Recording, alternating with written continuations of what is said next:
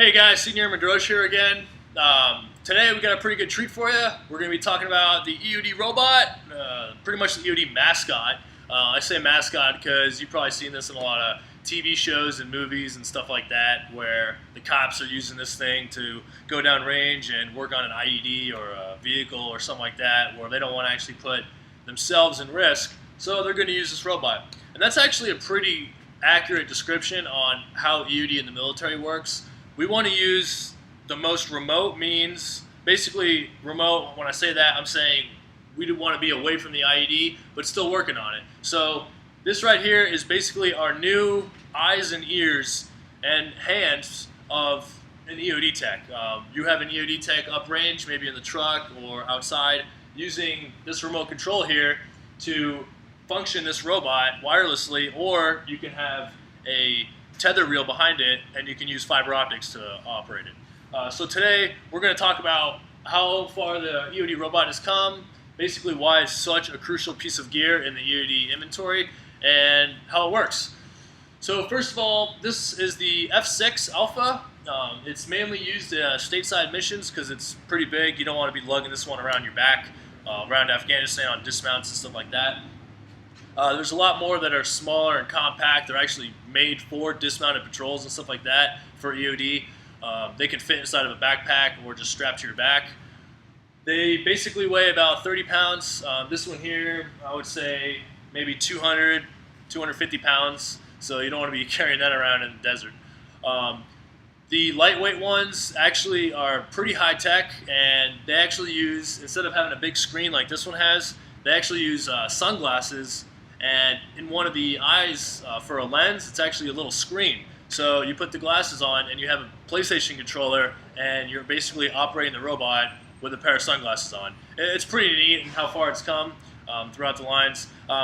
Way back in the day, they were huge robots. They had 6 to 8 wheels on them and huge tank-style tracks. So they definitely come a long way in how they are capable of using remote means without having a tether, although this one you can use a tether if you can't use frequencies in a specific area.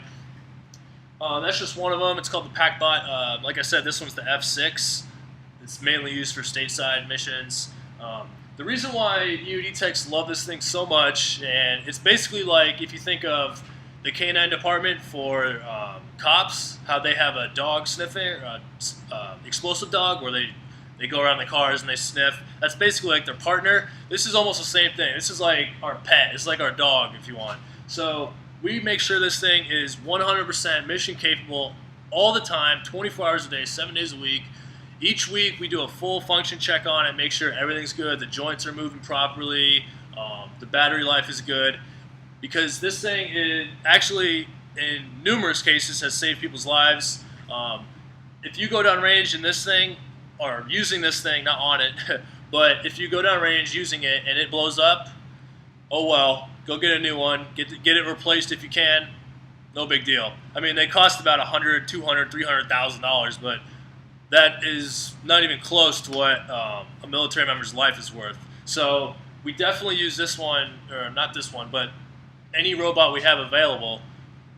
Anytime we can use it. If it's on the truck, we're going to use it. If we can find one, we're going to use it. If local bomb squad calls us out and they have one, we're going to use theirs if we don't have one. So anytime you see EOD on the scene, you're probably going to see this robot being used because it's just such a good tool for us to have. And it keeps a lot of EOD techs safe and out of danger. And like I said before, if this thing blows up, it's basically like losing a remote control car.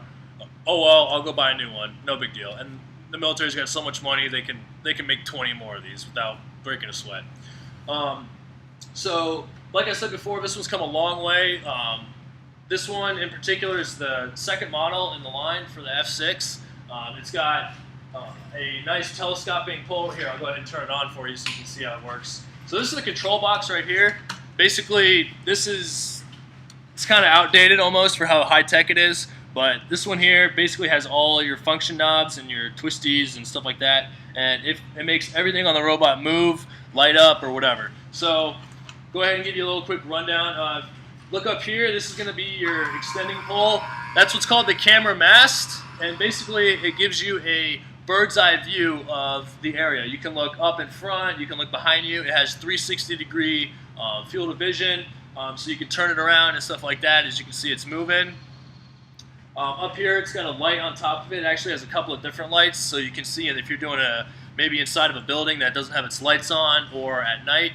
So you can use the lights on the front. It's got them up here by the grippers, and also down toward the bottom, so when you're driving. It's got 4 inflatable wheels on the sides, and then it's got, to make it a little more stable, it's got these almost tank-style tracks on the sides. So basically what these are going to do is they're going to allow you to go up and down. Here, I'll go ahead and show you. Well, I'll use the front one so you can't see. So if you see these front ones here going down, it's actually going to lift the robot up, and it's going to allow us to have more stability. So basically, if you guys ever seen like the cranes or I don't know, front end loaders or something like that, they have these arms that come out and they go on the ground. It's the same thing here. So we're going to put these down so that way our robot doesn't tip over. It's going to give us a little more center of gravity.